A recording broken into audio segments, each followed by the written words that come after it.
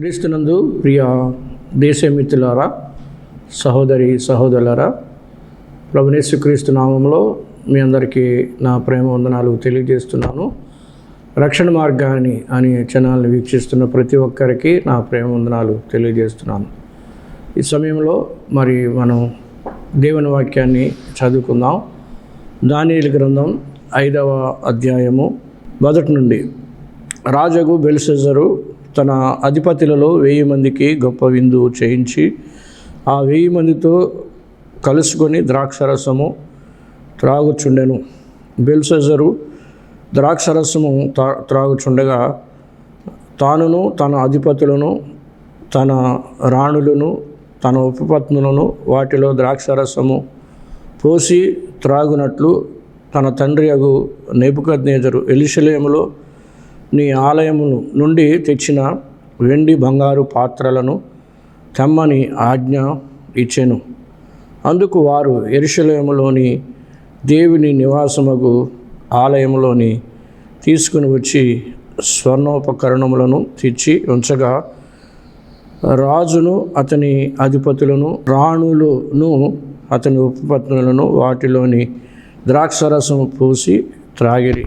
వారు బంగారము, వెండి, ఇత్తడి, ఇనుము, కర్రై, రాయి అని వాటితో చేసిన దేవతలను స్తుతించుచు ద్రాక్షరసము త్రాగుచుండగా ఆ గడియలోనే మానవ హస్తము వేళ్ళు కనబడి దీపము దగ్గర రాజు దగ్గర నగరు గోడ పోత మీద ఏదో ఒక వ్రాత వ్రాయిచున్నట్లుండెను. దీని మాట ప్రార్థన చేద్దాం. ప్రేమ నమ్మకమైన మా ప్రియ పరలోకపు తండ్రి, పరిశుద్ధుడైన దేవా, స్తోత్రాలు వందనాలు చెల్లిస్తూ ఉన్నాం. ప్రేమించి మమ్మల్ని రక్షించుకున్నారు, మీ బిడ్డలుగా స్వీకరించారు. నాయన మీకు స్తోత్రాలు చెల్లిస్తూ ఉన్నాం. మరి ముఖ్యంగా మీరు సర్వలోకానికి వెళ్ళి సర్వ సృష్టికి సువార్తను ప్రకటించమని చెప్పారు.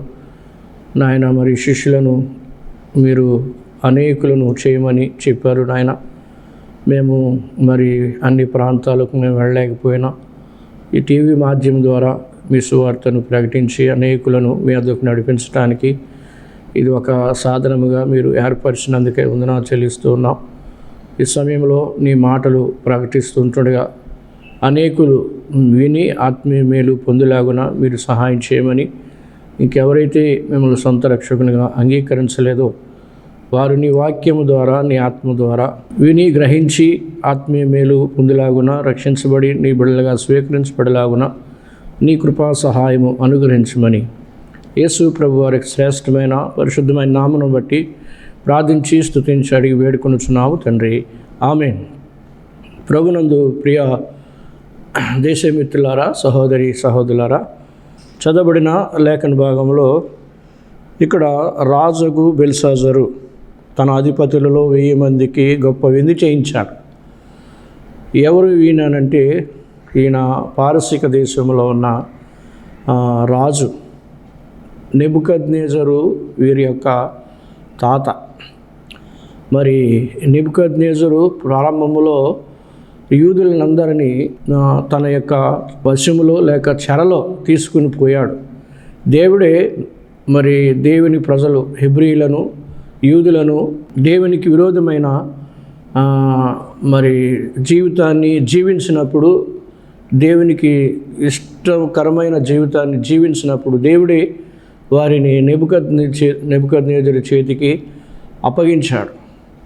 అప్పగించిన సమయంలో మరి నెబుకద్నెజరు ఉన్న కాలములో మరి దానియేలు, షడ్రక్, మేషక్, అబేద్నెగోలు మరి వారి పరిపాలనలో మరి పవిత్రమైన జీవితాన్ని జీవించి దేవునికి ఇష్టకరమైన జీవితాన్ని జీవించి మరి వారు చక్కగా ఆ యొక్క అన్యుల దేశంలో, చెరపట్టబడిన దేశంలో దేవునికి మహిమార్థమై వారు జీవించారు. ఇక్కడ ఆ దేశంలోనే బెల్షస్సరు అని రాజు మనకి కనిపిస్తున్నాడు. ఈ బెల్షస్సరు అనే రాజు దేవుని ప్రజలపై ఆయన ఆధిపత్యం చేస్తున్నాడు. దేవుని ప్రజలపై, అక్కడున్న దేవుళ్ళపై ఆధిపత్యం చేస్తున్నాడు. అంటే ఏ దేవుళ్ళు అని అంటే ఇశ్రాయేలుల దేవుడు, యూదుల దేవుడు, ఆ దేవుడు వాళ్ళు ఏం చేయాలనుకున్నారంటే ఆ దేవునిపై బబులోను దేవుళ్ళు ఆధిక్యత, వారి యొక్క ఆధిక్యత, మరి అపవిత్రమైన దేవుళ్ళు, ఆ పారసిక దేశంలో ఉన్న దేవుళ్ళు, మరి హెబ్రీయుల దేవుడి మీద ఆధిక్యత కలిగి ఉండాలని నిరూపించడమే బెల్షాజరు యొక్క ప్రయత్నం. కాబట్టి ఇక్కడ ఆ బెల్షాజరు ఏం చేస్తున్నాడు అని అంటే, బెల్షాజరు పాపాలు ఇక్కడ మరి ఈ గ్రంథంలో రాయించాడు. బెల్షాజరు పాపములు ఏంటి అని అంటే, అతడు 1000 మందితో కలిసి ద్రాక్షరసము విందు చేసుకొని త్రాగుచున్నాడు. ఒకటి ద్రాక్షరసము అంటే మద్యపానము చేస్తున్నాడు. రెండవ పాపం ఏంటంటే ఉపపత్నులు, అక్కడ రాణులు ఉన్నారు, ఉపపత్నులు ఉన్నారు, వారితో కలిసి అంటే బహు భార్యత్వము అక్కడ కలిగిన వాడుగా అతడు ఉన్నాడు అని అది రెండవ పాపాన్ని తెలియచేస్తుంది. అలాగే మూడవ పాపం ఏంటంటే దేవుని నివాసమగు ఆలయములో ఉన్న స్వర్ణోపకరణములు. ఇది నెబుకద్నెజరు ఒకప్పుడు దేవాలయంలో, ఏ దేవాలయము, యెరూషలేములో ఉన్న దేవాలయంలో ఉన్న ఈ ఉపకరణములన్నిటినీ, బంగారం యొక్క ఉపకరణములన్నిటినీ తీసుకుని అక్కడున్న దేవతల గుడిలో పెట్టాడు. అవన్నీ తీసుకుని వచ్చి దాంట్లో పోసుకుని ఏం చేస్తున్నాడంటే ద్రాక్షారసం పోసుకుని తాగుతున్నాడు. మూడోది ఏంటంటే విగ్రహారాధన, బంగారము, వెండి, ఇత్తడి, ఇనుము, కర్ర, రాయి అను వాటితో చేసిన దేవతలను స్తుతిస్తూ ఉన్నాడు. అంటే నిజదేవుడిని స్తుతించడం లేదు, విగ్రహారాధనతో కూడిన మరి ఆ పని చేస్తున్నట్లుగా దేవుని వాక్యంలో మనం చూస్తున్నాం. అదే సమయంలో దేవుడు జోక్యం చేసుకున్నాడు. జీవం గల దేవుడు ఏం చేస్తున్నాడంటే జోక్యం చేసుకున్నాడు. మరి ఈ బెల్షాజరు యొక్క పాపము చాలా భయంకరమైన పాపము మరి కనిపిస్తుండగా మరి దేవుడు ఒక రాతను గోడ మీద వ్రాయించాడు. వ్రాసినట్లుగా అతనికి కనపడింది. అది కనపడినప్పుడు అతని యొక్క ముఖము వికారమైంది, ఆయన మనసు యందు కలవరపడ్డాడు. మరి చాలా మరి వణుకు పుట్టినట్లుగా మరి దేవుని వాక్యంలో మనం గమనిస్తున్నాం. కాబట్టి ఇక్కడ బెల్షాజరు యొక్క పాపాలను మనం ఒక్కొక్కటి మనం ధ్యానం చేసినట్లయితే దేవుని వాక్యంలో మొట్టమొదటిగా అతడు ఏం చేస్తున్నాడంటే విందు చేస్తున్నాడు. అధిపతులతో అతడు విందు చేస్తున్నాడు, అంటే మద్యపానము సేవిస్తున్నాడు. బైబిల్ గ్రంథంలో మరి విందులు అనేవి చాలా రకాలైన విందులు మనకి కనిపిస్తాయి. ఇది పేతురు రాసిన పత్రికలో అన్యజనుల విందులు, అన్య మతాల విందులు మనకి కనిపిస్తాయి. అక్కడ పండుగలు చేసుకుంటున్నప్పుడు పేతురు రాసిన మొదటి పత్రికలో 4వ అధ్యాయము 3వ వచనంలో మనం చూస్తాం. 3వ వచనంలో ఏమని రాయబడి ఉందంటే అక్కడ విందువుల గురించి పేతురు రాసిన మొదటి పత్రిక 4:3లో వ్రాయబడిన మాటను మనం చూసినట్లయితే, మనము పోకిరి చేష్టలు, దురాశలు, మద్యపానము, అల్లరితో కూడిన ఆటపాటలు, త్రాగుబోతుల విందులు, చేదగని విగ్రహ పూజలు మొదలైన వాటి యందు నడుచుకొనక అన్యజనుల ఇష్టమును నెరవేర్చుచుండుటకు గతించిన కాలము చాలును అంటూ ఉన్నాడు. ఇక్కడ విశ్వాసులకి ఈ మాట తెలియజేస్తున్నాడు. ఇంతకుముందు మరి అలా ఉన్నారు, కానీ ఇప్పుడు అలాగ ఉండడానికి వీలు లేదు.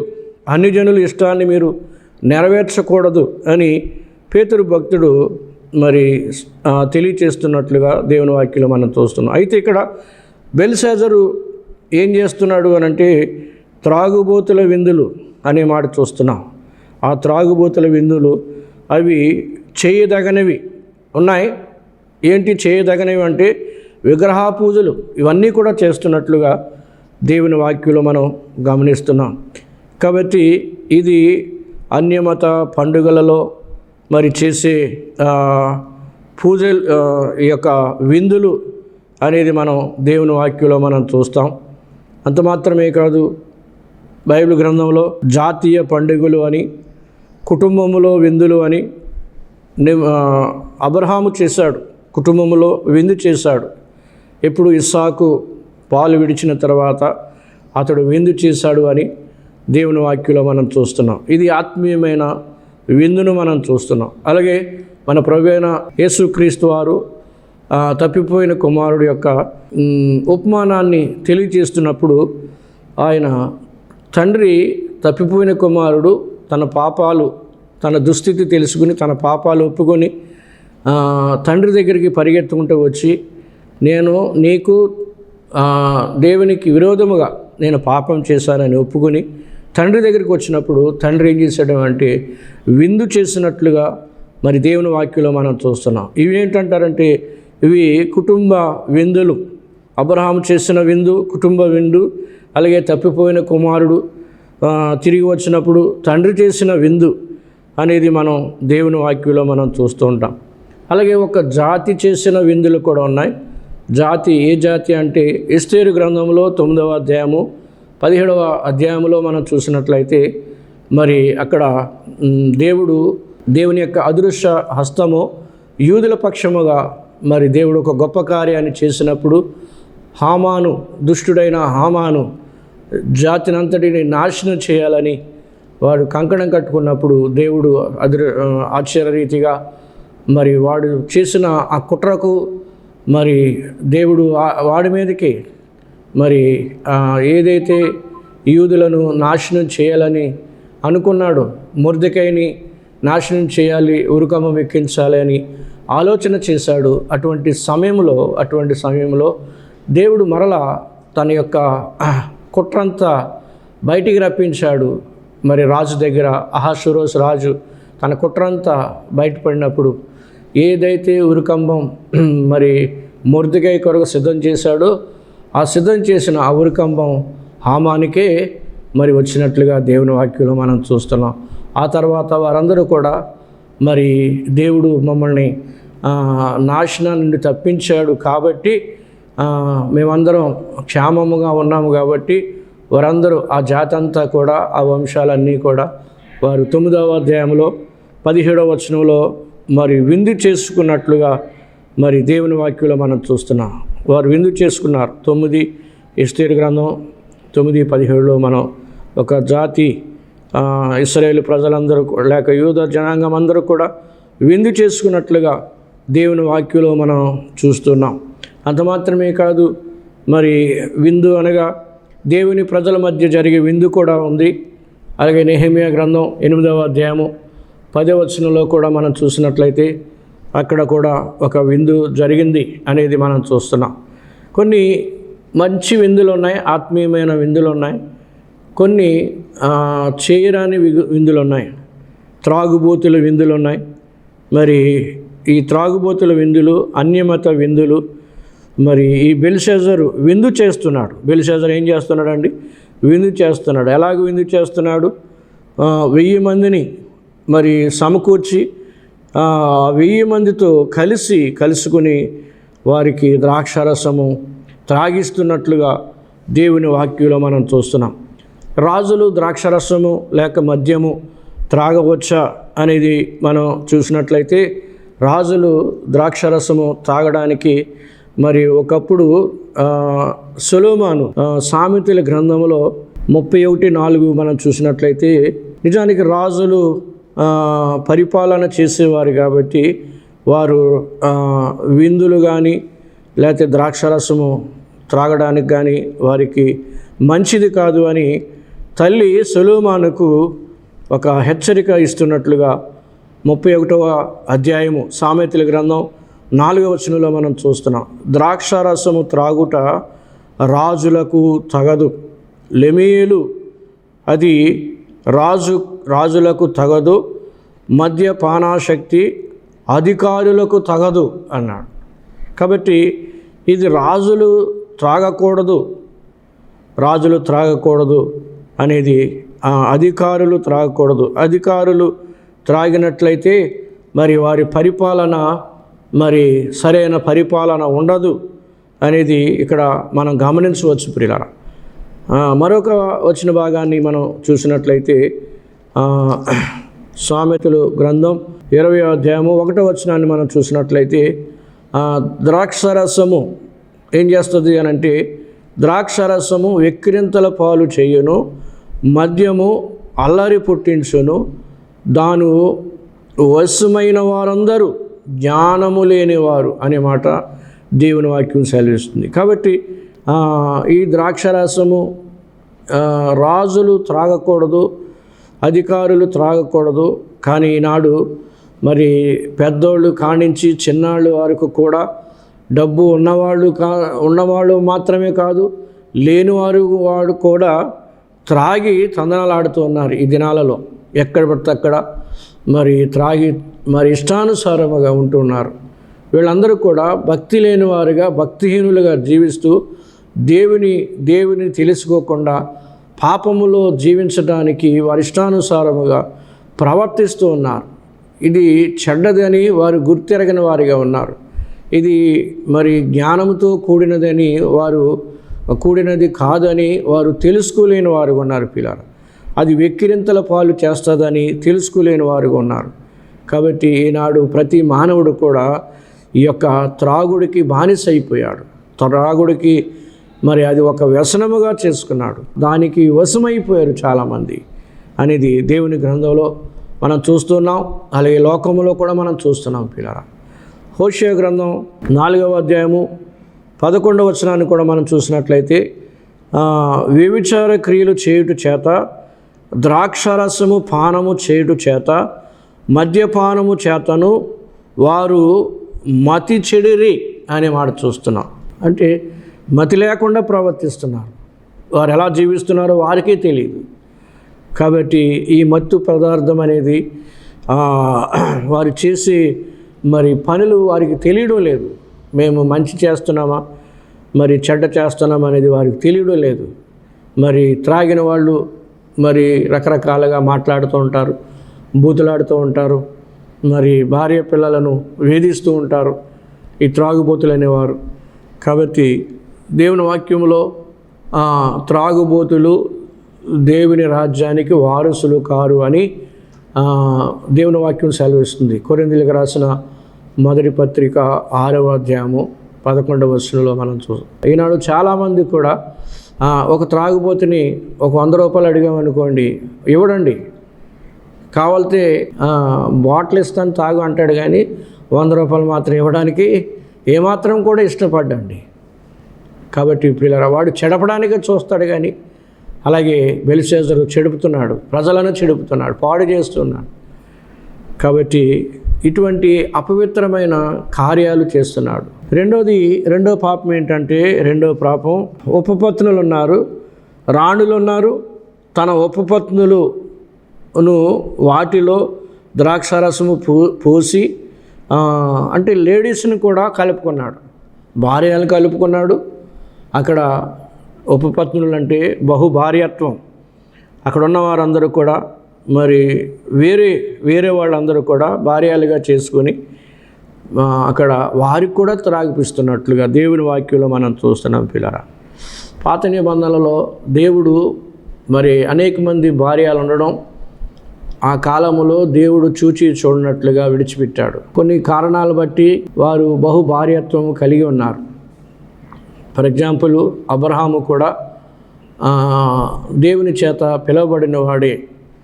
ఆ పిలువబడిన వాడు సంతానము లేక మరి బాధపడుతున్నప్పుడు తన భార్య అయిన శారా తీసుకొచ్చిన దాసితో పొమ్మని చెప్పినప్పుడు అలాగూ అబ్రహాముకు దాసి భార్యగా ఉండి పిల్లల్ని కలిగినట్లుగా దేవుని వాక్యంలో మనం చూస్తాం పిల్లరా. అంతకుముందు మనం చూసినట్లయితే ఆదికాండము 4వ అధ్యాయం అసలు బహుభార్యత్వం ఎక్కడ ప్రారంభమైందంటే కయ్యూను సంతానముల నుండి ప్రారంభమైంది. 4వ అధ్యాయము 19వ వచనాన్ని మనం చూసినట్లయితే ఇక్కడ లెమెకు అని వాడున్నాడు. ఆ లెమెకుకు 2 స్త్రీలను పెళ్లి చేసుకున్నాడు. మరి ఒక్కసారి చేసుకున్నాడో 2 సార్లు చేసుకున్నాడో మనకు తెలియదు. కానీ ఇక్కడ లేమేకు 2 స్త్రీలను పెళ్లి చేసుకునేను. వారిలో ఒక దాని పేరు ఆదా, రెండో దాని పేరు సెల్లా. కాబట్టి ఇక్కడ బహుభార్యత్వాన్ని దేవుని వాక్యలో మనం చూస్తున్నాం. అలాగే యవనస్తులు కూడా మరి ఫర్ ఎగ్జాంపుల్గా ఇస్సాకు రెబ్కాల యొక్క కుమారుడు ఉన్నాడు. ఇస్సాకు రెబ్కాల యొక్క కుమారుడు ఆది కాండములో ఆయన కూడా ఏం చేశాడు అని అంటే 26:34 మనం చూస్తాం. తల్లిదండ్రులు చూచిన సంబంధాన్ని మరి చూడకుండా, యాకోబు అయితే మరి తల్లిదండ్రులు చూసిన సంబంధాన్ని ఆయన వారు చూడలేదు కానీ తనకు తానే చూసుకున్నాడు. ఆయన కూడా బహుభార్యత్వాన్ని కూడా యాకోబు కలిగి ఉన్నాడు. అయితే యాకోబు కలిగి ఉన్న దానిని గురించి తల్లిదండ్రులు చింతించలేదు. కానీ యాషావు చేసుకున్న మరి భార్యలను బట్టి తల్లిదండ్రులు దుఃఖపడిరి అనే మాట ఆది కాండము 26:34 మనం చూస్తాం. యాషావు 40 సంవత్సరములో గలవాడైనప్పుడు హిత్తీయుడైన బేయేరు కుమార్తెయగు యెహూదీతును, హిత్తీయుడైన ఏలాను కుమార్తెయగు బాషెమెతును పెండ్లు చేసుకొనెను. వీరు ఇస్సాకునకు రెబ్కాకును మనోవేదన కలుగు చేసిరి అనే మాట చూస్తున్నాం. మనోవేదన కలుగు చేశారంటే అంటే ఈయన విచ్చలవిడిగా జీవించిన కారణాన్ని బట్టి తల్లిదండ్రులకు మనోవేదన కలుగు చేశాడు అని దేవుని వాక్యంలో మనం చూస్తున్నాం.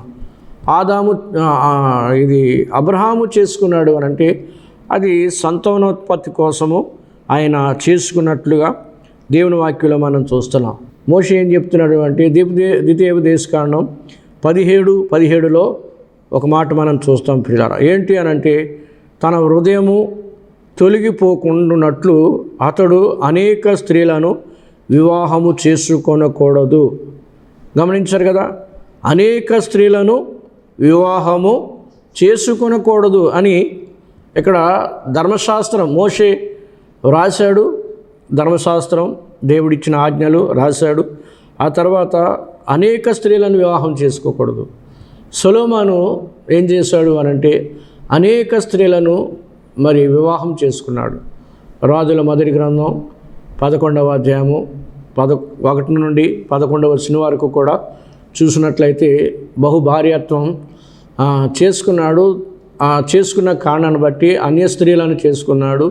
ఆ స్త్రీలు ఏం చేశారు అంటే సొలొమోను యొక్క హృదయాన్ని అన్య దేవతల వైపు తిప్పివేశారు. దేవుని పట్ల యథార్థముగా జీవించవలసిన వాడు తండ్రి ఆజ్ఞాపించాడు, చనిపోయే ముందు ఆజ్ఞాపించాడు, నేను లోకులు వెళ్ళవలసిన మార్గంలో నేను వెళ్ళిపోతున్నాను, కాబట్టి నువ్వు ఎలా జీవించాలో అలాగ జీవించాలి, అలా జీవించినట్లయితే నువ్వు ఆశీర్వదించబడతావని ఆజ్ఞాపించి వెళ్ళిపోయాడు. వెళ్ళిపోయిన తర్వాత కొంతకాలానికి తన ఇష్టానుసారముగా జీవించడం ప్రారంభించాడు. వృద్ధాప్యము వచ్చింది. వృద్ధాప్యములో తన ఇష్టానుసారముగా మరి జీవించాడు. సొలొమోను వృద్ధుడైనప్పుడు అతని భార్యలు అతని హృదయమును ఇతర దేవతల తట్టు త్రిప్పగా, ఏ సమయంలో అంటండి వృద్ధుడైనప్పుడు అతని భార్యలు అతని హృదయమును ఇతర దేవతల తట్టు త్రిప్పగా, అతని తండ్రి అయిన దావీదు హృదయము వలె అతని హృదయము దేవుడైన యెహోవా ఎడల యథార్థము కాకపోయెను. అంటే తండ్రి యథార్థముగా నడిచాడు, ఇతడు యథార్థతను విడిచిపెట్టేశాడు. కారణం ఏంటంటే అతని భార్యలు దేవుని వైపు లేకుండా ఇతర దేవతల వైపు త్రిప్పివేశారు. కాబట్టి బహుభార్యత్వం వలన నష్టము అనేది దేవుని వాక్యంలో మనం చూస్తున్నాం. అంత మాత్రమే కాదు, బహుభార్యత్వం వలన కుటుంబంలో కలహాలు ఏర్పడ్డాయి అనేది దేవుని వాక్యంలో మనం చూస్తాం. పిల్లరా, కుటుంబంలో కలహాలు ఏంటి అనంటే ఆది కాండము 29వ అధ్యాయంలో మరి యాకోబుకు బహుభార్యత్వము కలిగి ఉన్నప్పుడు చూసినట్లయితే 31లో మనం చూసినట్లయితే ఇక్కడ ఒక భార్యకు పిల్లలు ఉన్నారు, మరొక భార్యకు ఏమి లేరంటే పిల్లలు లేరు. అంటే లేయాకు పిల్లలు ఉన్నారు, రాహేలుకు పిల్లలు లేరు. ఆ పిల్లలు లేని కారణాన్ని బట్టి అక్క యందు అసూయపడ్డది. ఎవరు అనంటే రాహేలు అక్క యందు అసూయపడ్డది. అప్పుడు యాకోబుతో దెబ్బలాడడం ప్రారంభించింది. నేను అంటుంది, రాహేలు తాను యాకోబునకు పిల్లలు కనకపోవట చూచి తన అక్క యందు అసూయపడి యాకోబుతో నాకు గర్భఫలం నిమ్ము, లేని యెడల నేను చచ్చేదను. యాకోబు కోపము రాహేలు మీద రగులు కొనగా అతడు, నేను నీకు గర్భఫలము ఇయ్యకపోయినందున దేవునికి ప్రతిగా ఉన్నానా అనేను. కాబట్టి ఈ కుటుంబంలో ఇద్దరు భార్యల వల్ల ఒకరికి పిల్లలు ఉంటే ఒకరికి పిల్లలు లేకపోతే కలహాలు ఏర్పడినట్లుగా మనం చూస్తున్నాం. అంత మాత్రమే కాదు, హన్నా పెనిన్నాలను గురించి మనం చూస్తాం. హన్నా పెనిన్నాలు కూడా అక్కడ ఎల్కనాకు ఇద్దరు భార్యలు ఉన్నారు. ఒక ఆవిడికి పిల్లలు ఉన్నారు, మరొక ఆవిడికి పిల్లలు లేరు. హన్నాకు పిల్లలు లేరు. పెనిన్నా హన్నాను ఏం చేస్తూ ఉందంటే విసిగిస్తూ ఉంది. పిల్లలు లేనిది కాబట్టి విసిగిస్తూ ఉంది. ఆ సమయంలో ఆ ఇంటిలో కొంత కలహము ఏర్పడినట్లుగా, ఇబ్బంది ఏర్పడినట్లుగా మనం చూస్తున్నాం. కాబట్టి బహుభార్యత్వము అనేది దేవుని వాక్యంలో మనం ఏం చూస్తున్నామంటే అది కలహాలకు కారణం అనేది దేవుని వాక్యంలో మనం చూస్తున్నాం పిల్లరా. అయితే క్రొత్త నిబంధనలో మనం చూసినట్లయితే క్రొత్త నిబంధనలో ఒక మాట మనం చూద్దాం. చూడండి, కొరింథీయులకు రాసిన మొదటి పత్రిక 7వ అధ్యాయం 2వ వచనాన్ని మనం చూసినట్లయితే, అయినను జారత్వము జరుగుచున్నందున ప్రతివానికి సొంత భార్య ఉండవలెను, ప్రతి స్త్రీకి సొంత భర్త ఉండవలెను అనే మాట చూస్తున్నాం. సొంత భార్య, సొంత భర్త అనే మాట మనం చూస్తున్నాం. భర్తలు కాదు, భార్యలు కాదు అనేది దేవుని వాక్యంలో మనం చూస్తున్నాం. అలాగే తిమోతికి రాసిన మొదటి పత్రిక 3వ అధ్యాయం 2వ వచనంలో కూడా ఇక్కడ పెద్దలైన వారు సంఘ పెద్దలుగా ఉన్నవారి విషయంలో వాక్యం ఏం తెలియజేస్తుందంటే, అధ్యక్షుడగు వాడు నిందరహితుడును ఏకపత్ని పురుషుడు అనే మాట చూస్తున్నాం. ఏకపత్ని పురుషుడు. కాబట్టి బైబిల్ గ్రంథము క్రొత్త నిబంధన, పాత నిబంధనలో బహుభార్యత్వాన్ని దేవుడు అనుమతించాడు. కానీ క్రొత్త నిబంధనలో యేసు ప్రభు వచ్చిన తర్వాత మరి క్రొత్త నిబంధనలో అవి ఏది కూడా మరి బహుభార్యత్వాన్ని ఖండించినట్లుగా దేవుని వాక్యంలో మనం చూస్తున్నాం. ప్రతి వానికి సొంత భార్య ఉండాలి, మరి ఏకపత్ని పురుషుడై ఉండాలి అనేది దేవుని వాక్యంలో మనం చూస్తున్నాం. కాబట్టి ప్రియ సహోదరి సహోదరుడా, మరి దీన్ని ఏమంటారు అనంటే బహుభార్యత్వాన్ని వ్యభిచార పాపము అని దేవుని వాక్యం సెలవిస్తుంది. వ్యభిచారులు దేవుని రాజ్యానికి వారసులు కాదు అని దేవుని వాక్యం సెలవిస్తుంది. త్రాగుబోతులు దేవుని రాజ్యానికి వారసులు కాదు. వ్యభిచార పాపం, ఇవన్నీ పాపాలు ఎవరిలో కనిపిస్తున్నాయి? బెల్షాజర్లో కనిపిస్తున్నాయి పిల్లలు, బెల్షాజర్లో కనిపిస్తున్నాయి. మరలా మనం కంటిన్యూ చేద్దాం ఈ వచ్చిన భాగాన్ని. దేవుడు తన వాక్య భాగాన్ని మన వెనుకలో దీవించి ఆశీర్వదించును గాక.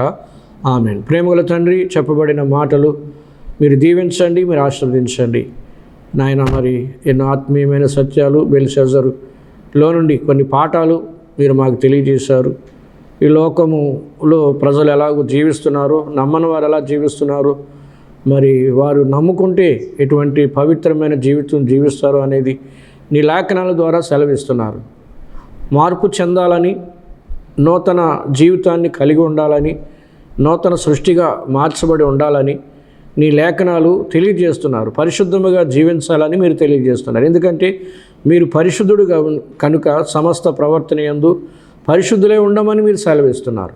కాబట్టి అలాగ ఉండడానికి తగిన కృపను మరి ఈ యొక్క కార్యక్రమంలో చూస్తున్న ప్రతి ఒక్కరిని కూడా ప్రభువా మీ యొక్క రక్షణ మార్గంలో నడిపించండి, మీ సిలువ చెంతకు నడిపించండి. ఇంకెవరైతే మిమ్మల్ని సొంత రక్షకుని అంగీకరించలేదో అంగీకరించి నిత్య జీవానికి, నిత్య రాజ్యానికి వారసులు అవడానికి తగిన కృప దయచేయమని క్రీస్తు యేసు ఉన్నతమైన పరిశుద్ధమైన నామమును బట్టి ప్రార్థించి అడిగి వేడుకొనుచున్నాము తండ్రి. ఆమేన్. ఆమేన్. అందరికీ వందనాలండి.